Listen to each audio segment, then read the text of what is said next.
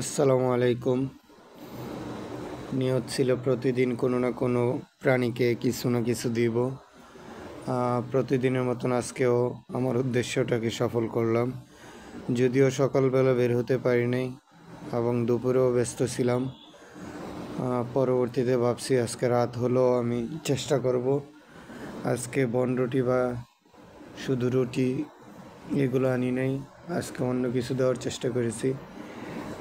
সন্ধ্যা হয়ে গেছে প্রায়, তবে আমি যে মহল্লায় থাকি ওই মহল্লায় কুকুরগুলো আজকে কোথায় যেন, পরে একটা গাড়ি নিয়ে একটু দূরে চলে যাই।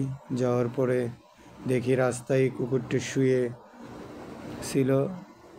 কাছে গিয়ে দেখি ওর চোখের এখানে একটু সমস্যা, হয়তো বা ব্যথা পেয়েছে, অনেকটাই লাল হয়ে আছে। তারপর গাড়ি থেকে খাবারটা নিয়ে ওকে দেই। সারাদিনে ক্ষুধায় একটু ক্লান্ত বোঝাচ্ছে ওকে। যখন খাবারটা দিয়ে খুব আনন্দের সাথে সে খাচ্ছিল, হয়তো বা ক্ষুধাটা বেশি ছিল। যাই হোক, আলহামদুলিল্লাহ কোনো না কোনো উসিলায় ওর রিজিকে এটা ছিল। এই কুকুরটার সাথে আজকে আমার প্রথম পরিচয়।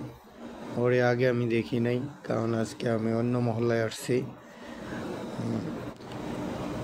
এই মহল্লায় আরও কয়েকটা কুকুর আছে। ইনশাল্লাহ আল্লাহ পাক যদি বাঁচিয়ে রাখে এই মহল্লায় আগামীকালকে আসব যে কোনো সময়।